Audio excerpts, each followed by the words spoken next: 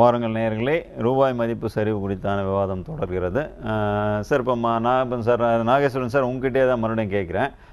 இப்போ நீங்கள் இடைவேளைக்கு முன்னாடி சொன்னீங்க, சாவரன் பாண்ட்ஸ் வந்து இன்றைக்கி அரசு வெளியிடணும், அதுதான் வந்து இன்றைக்கி இருக்கிற ரொம்ப சரியான தீர்வு அப்படிங்கிற மாதிரி நம்புகிறேன். எனக்கு இந்த சாவரன் பாண்ட்ஸ் அப்படிங்கிறது என்ன? ஸோ இதுக்கும் மற்ற மாதிரியான கடன் பத்திரங்கள் அதுக்கும் என்ன வித்தியாசம்? இது வந்து பற்றி கொஞ்சம் தெளிவாக விளக்கமாக சொல்லுங்களேன். இது சாவரின் பாண்டு இன் டாலர், நான் சொன்னது டாலர் டினாமினேட்டட் பாண்டுனா, இப்போது அரசு வெளியிடுற அரசு உத்தரவாதத்தோடு வெளியிட போகிற பத்திரம், அது வந்து இங்கே இந்தியாவுக்குள்ளே யாரும் இன்வெஸ்ட் பண்ண போகிறதில்ல. வெளிநாடுகளில் இருக்கிறவங்க டாலரில் அதில் இன்வெஸ்ட் பண்ணி அந்த பத்திரத்தை வாங்கிக்குவாங்க. அந்த பத்திரம் வாங்க நமக்கு டாலர் சேரும். அதில் வந்து 10 வருஷமோ 5 வருஷமோ இல்லை எந்தெந்த பீரியடில் எப்படி ரிட்டர்ன் பண்ணலாம், அதுக்கான இன்ட்ரெஸ்ட் ரேட் என்ன அப்படிங்கிறதையும் போட்டு கொடுப்போம். நம்ம நார்மலாக பாண்ட் இஷ்யூ பண்ணால் எப்படியோ அதே மாதிரி தான். இதில் ஒரே ஒரு வித்தியாசம் என்னென்னா, இது வந்து டாலரில் இஷ்யூ ஆகிருக்கும், டாலரில் இருக்கணும். ரெண்டாவது வந்து அரசு உத்தரவாதம் இருக்குது. மூணாவது வந்து வெளிநாடுகளில் மட்டும்தான் அது புழக்கத்தில் இருக்கும். வெளிநாட்டில் இருக்கிறவங்க இன்வெஸ்ட் பண்ணுறதுக்கு இது ஒரு பொறுப்பான உத்தரவாதம் உள்ள பத்திரமா இருக்குங்கிறதுனால நிறைய பேர் அதில் போடுவாங்க. அந்த டாலர் கிடைக்கும் நமக்கு அப்போ அப்படிங்கிற. Right sir. இப்போ அதாவது சில தனியார் தொழில் நிறுவனங்கள்லாம் கூட வந்து இது மாதிரி தங்களோட தேவைகளுக்காக எக்ஸ்டர்னல் கமர்ஷியல் பாரோயிங் அப்படின்னு சொல்லிட்டு வெளிநாட்டிலேருந்து கடன் ரைஸ் பண்ணுறாங்க. அது டாலர் டினாமினேட்டடாகவே பண்ணுறாங்க. ஸோ அதுலேருந்து இது ஏதாவது எந்த விதத்தில் மாறுபடுமா, இல்லை ரெண்டும் ஒன்று தானா? இல்லை, அது மாறுபடும். ஏன் இது மாறுபடும்னா, எக்ஸ்டர்னல் கமர்ஷியல் பாரோயிங்கிறது ஒரு துறையில் உள்ளவங்க, அவங்க ஒரு கம்பெனி அவங்க இஷ்யூ பண்ணிக்கிற இது அரேஞ்ச்மெண்ட்டு. எக்ஸ்டர்னல் கமர்ஷியல் பாரோயிங்கிறது அவங்க இம்போர்ட் பண்ணுறதுக்கு தகுந்த மாதிரியோ, அவங்களோட கச்சா பொருளுக்கோ இல்லை அவங்க வாங்க போகிற மிஷினரிக்கோ அவங்க ஏற்பாடு பண்ணிக்கிறது. இந்த சாவரின் பாண்டுங்கிறது இப்போ அந்த நம்மளோட இந்த மொத்த பணமும் வாங்குகிற இந்த பாண்டு மொத்த பணமும் கவர்மெண்ட் ஆஃப் இந்தியாவுக்கு வந்து சேரும். அப்போ கவர்மெண்ட் அதை உபயோகப்படுத்த முடியும், ரிசர்வ் பேங்க் மூலமாக அவங்க கொண்டு வர முடியும். இப்போ அந்த இதில் வந்து அவங்க அதை கண்ட்ரோல் வச்சுக்க முடியும். இண்டிவிஜுவல் எக்ஸ்டர்னல் கமர்ஷியல் பாரோயிங்கை வந்து இவங்க அதை கண்ட்ரோல் பண்ண முடியாது. அதனால தான் அது வந்து சாவரின் பாண்ட் மூலமாக கொண்டு வந்தால் தான் இப்போத்திய சூழ்நிலையை மாற்ற முடியும். ஸோ அப்போ இன்னைக்கு வந்து அரசு வந்து சாவரன் பாண்ட்ஸ் வெளியிடணும், அதுதான் ஒரே தீர்வுங்கிறது ரொம்ப தெளிவாக சொல்லியிருந்தீங்க. சார், இப்போ நான் உங்ககிட்ட வரேன். இப்போது இன்றைக்கி வந்து இந்தியாவில் டாலர் வர்றதுக்கான வாய்ப்பு அப்படின்னு அவரோட கருத்தை சொல்லியிருக்காரு. இது தவிர இன்றைக்கி வந்து எஃப்டிஐ அப்படின்னு சொல்லிட்டு பல துறைகளின் மூலமாக வந்து அந்நிய முதலீடுகளை திரட்ட முடியும். அதுக்காக தான் வந்து பல விஷயங்களில் கொள்கைகள்லாம் தளர்வு பண்ணுறோம். அந்நிய முதலீட்டு வரம்புகளை எல்லாம் வந்து 41லேருந்து 51 ஆக்குறோம், அப்புறம் 75 ஆக்குறோம். இப்படி பல விஷயங்களை வந்து அரசு தொடர்ந்து செஞ்சுக்கிட்டே இருக்குது. அப்படி செஞ்சிருந்தும் பல துறைகளில் எந்த வித முன்னேற்றமும் பார்க்க முடியல அப்படிங்கிற ஒரு சூழ்நிலை இருக்கிறது. ஸோ இந்த மாதிரியான ஒரு சூழ்நிலை, அதாவது இதுக்கு பலர் சொல்கிற காரணம் அரசு மேலே நம்பிக்கை இல்லை அப்படின்னு. ஸோ நீங்கள் இதை எப்படி பார்க்குறீங்க? ஒருவேளை அரசு வந்து சாவரன் பாண்ட் சொல்லிட்டா அது மேலே நம்பிக்கை இல்லாமல் போயிடும் அப்படிங்கிற வாய்ப்பு இருக்கா? இல்லை, சாவரன் பாண்ட் இவங்க என்ன ரிட்டர்ன் கொடுக்குறாங்கன்றதை பொறுத்து இருக்கு. இவங்க நல்ல ரிட்டர்ன் கொடுத்தா அங்கே இருக்கிறவங்க பணங்கிறது வந்து யாரும் இலவசமாக கொடுக்க மாட்டாங்க நம்ம நாட்டுக்கு. அரசாங்கம் வேணால் மக்களுக்கு இலவசமாக கொடுக்குறேன்னு சொல்லலாம், ஆனால் யாரும் அரசாங்கத்துக்கு இலவசமாக கொடுக்க மாட்டாங்க.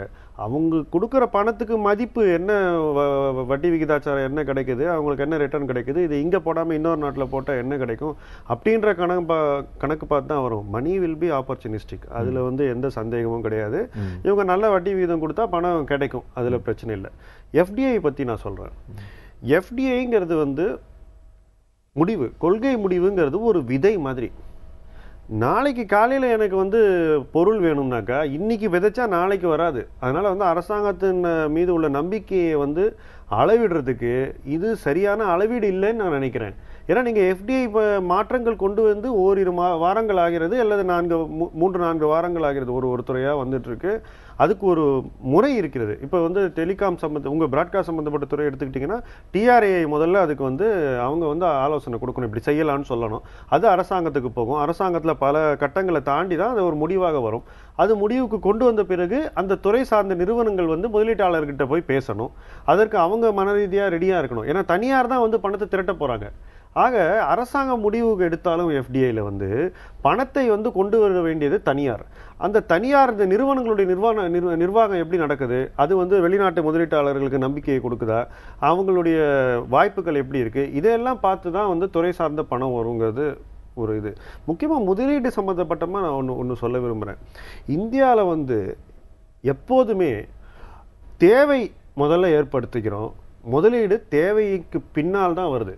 Investment always lakhs need. இப்படி தான் நம்ம வந்து எல்லாமே சாலைகளாகட்டும், மேம்பாலங்களாகட்டும், ஏர்போர்ட் ஆகட்டும், ரயில் நிலையங்களாகட்டும், எந்த ஒரு முதலீடுமே வந்து தேவை முதல்ல இருக்குது, முதலீடு பின்னாடி வருது. சீனாவில் வந்து தேவை இருக்கோ இல்லையோ முதல்ல முதலீடு பண்ணிவிடுவாங்க, அப்புறம் தேவையை ஏற்படுத்துவாங்க. அது ஒரு விதமான பொருளாதாரம். ஆக நம்ம வந்து தேவை ஏற்கனவே இருக்குது, முதலீட்டாளர்களுக்கு இது நன்றாகவே தெரியும். அவங்க இப்போ என்ன நினைப்பாங்க, இன்றைக்கி ஒரு எஃப்டிஐ வந்திருக்குன்னா முதலீட்டாளர்களோட சிந்தனை எப்படி இருக்கும், 6 மாதம் கழித்து இங்கே வந்து தேர்தல் நடக்கும், அந்த தேர்தல் நடந்த பிறகு வரும் ஆட்சி இந்த கொள்கைகளை எல்லாம் மாற்றுவார்களா அல்லது இது நிலைப்பாடு வந்து தொடருமா அப்படிங்கிற ஒரு ஐயம் இருக்கும். ஆக இந்த கொள்கைகள்னால வரக்கூடிய பயன்கள் வந்து அந்த 6 மாதத்துக்கு அப்புறம் வர தெளிவின் ஏற்பட்ட பிறகு பணம் வேகமாக வரும். ஆனால் நம்மளுடைய டாலர் தேவை வந்து மாதம் நமக்கு 12 பில்லியன் 13 பில்லியன் தேவைப்படுது. ஆக அந்த 13 பில்லியனை ஃபண்ட் பண்றது வந்து லிக்விடிட்டி அப்படிங்கறது சார்ந்ததை தவிர இன்வெஸ்ட்மெண்ட் சார்ந்தது இல்லை. உங்களுக்கு நீங்க என்ன மிஸ்டேக் இந்த கவர்மெண்ட் இந்த 5 வருஷத்துல பண்ணாங்கன்னாக்கா, அவங்களுக்கு பணம் வந்து லிக்விடிட்டி இருந்தது. அமெரிக்கா பணம் பிரிண்ட் பண்ற வரைக்கும் லிக்விடிட்டி இருந்தது. அதுக்கு முன்னாடி வந்து என் கேரி ட்ரேட்னு ஒன்று இருந்தது. ஜப்பான்ல வட்டியே இல்லை, அங்க பணத்தை வாங்கி இங்க முதலீடு பண்ணிட்டு இருந்தாங்க. அதனால நமக்கு இந்த கேப்பை வந்து யாரோ ஒருத்தர் வந்து போட்டுக்கிட்டே இருந்தார் நம்ம பாத்திரத்துல டாலரை. யார் போடுறாங்க, அது என்ன மாதிரி பணங்கிறத பார்க்காம என் பாத்திரம் நிறைந்த வரைக்கும் சரி, இன்றைய பொழுது ஓடியதுன்ற மாதிரி அரசாங்கம் நடத்துறதுனால இன்னைக்கு ஆளே இல்லாத போது பாத்திரம் காலியா இருக்கு. அதை பார்த்த உடனே பதட்டம் கூடிக்கிட்டே வருது. ஆக நீங்க இந்த ஒரு சூழ்நிலை வந்து உடனே மாறணும்னா இந்த லிக்விடிட்டி இப்போ வந்து மாற்றம் வந்து திருப்பி நமக்கு உடனே கிடைக்க போறது இல்லை. லிக்விடிட்டி இல்லாதனால உடனே அவங்களால இன்வெஸ்ட்மெண்ட்டை தருவிக்கக்கூடிய ஒரு சூழ்நிலையில நாம இல்லை. ஏன்னா எலெக்ஷன் இருக்கு, பல பொருளாதார நிகழ்வுகளுக்கு எதிர்மறையா அரசியல் நிகழ்வுகள் காத்திருப்பு இருக்கு. அதனால வந்து இது உடனே, அதனால தான் இந்த நிகழ்வுகள்லாம் இந்த குறுகிய காலகட்டத்தில் இப்படி ஒரு தாக்கத்தை அப்படிங்கிறத ரொம்ப தெளிவாக சொன்னீங்க.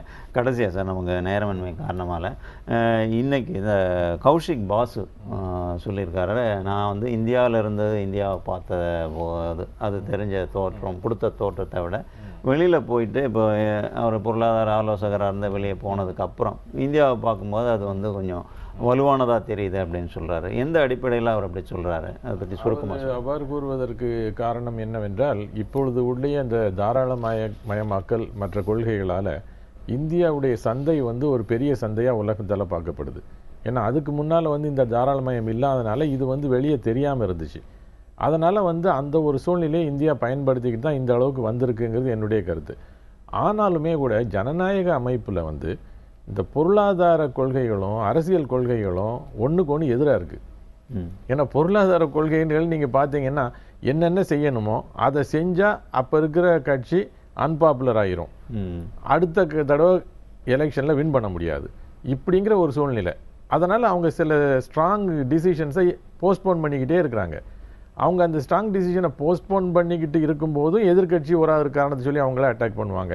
எந்த கட்சி இருந்தாலும், நான் இப்போ இருக்க கட்சி சொல்லலை, எந்த கட்சி இருந்தாலும் அவங்க அதை ஒன்றை செய்வாங்க. அது காரணம் அடுத்த எலெக்ஷனை மனசில் வச்சுருப்பாங்க, எதிர்கட்சி அதை எதிர்ப்பாங்க. பட் அந்த கட்சி ஆட்சிக்கு வந்தது அதையே தான் செய்வாங்க, இந்த கட்சி எதிர்ப்பாங்க. அது மாதிரி தான் இப்போ போய்கிட்டு இருக்கு. ஏன்னா அவங்க வந்து அந்த பொருளாதார அணுகுமுறைப்படி செஞ்சால் கண்டிப்பாக பிரச்சனை இருக்காது. அதை வந்து இருக்க விடாமல் பண்ணுறது இந்த ஜனநாயகம். அதனால உள்ள பிரச்சனைக்கு வந்து என்னன்னா, நான் என்ன சொல்வேன்னா, இந்த ஜனநாயகத்துக்கு நம்ம கொடுக்குற விலை ரொம்ப ஜாஸ்தியாக இருக்கு. ஏன்னா அந்த ஜனநாயகம் வந்து அவ்வளவு தூரம் நமக்கு ஆசைப்படுறோம், அதுக்காக நம்ம இந்த கஷ்டங்களை சந்திக்க வேண்டிய ஒரு நிர்பந்தத்தில் இருக்கிறோங்கிறது தான் என்னுடைய முடிவு. சார், இன்னைக்கு ரூபாய் மதிப்பு இதுவரை இல்லாத 68 ரூபாய் 75 காசுகள் என்ற அளவு மிகப்பெரிய பாதாளத்தில் இருந்திருந்தது. இது குறித்த விவாதத்தில் எங்களது அழைப்பை ஏற்று அரங்கத்திற்கு வந்திருந்து நேயர்களுக்கு பல விஷயங்களையும் தெளிவாக விளக்கியமைக்காக வங்கியாளர் திரு நாகேஸ்வரன் அவர்கள், ஆய்வாளர் திரு ஷாம் சேகர் அவர்கள், பேராசிரியர் திரு ஜோசப் ஜெயபால் ஆகியோருக்கு நன்றியை தெரிவித்து இந்த விவாதத்தை நிறைவு செய்கிறோம். நன்றி, வணக்கம்.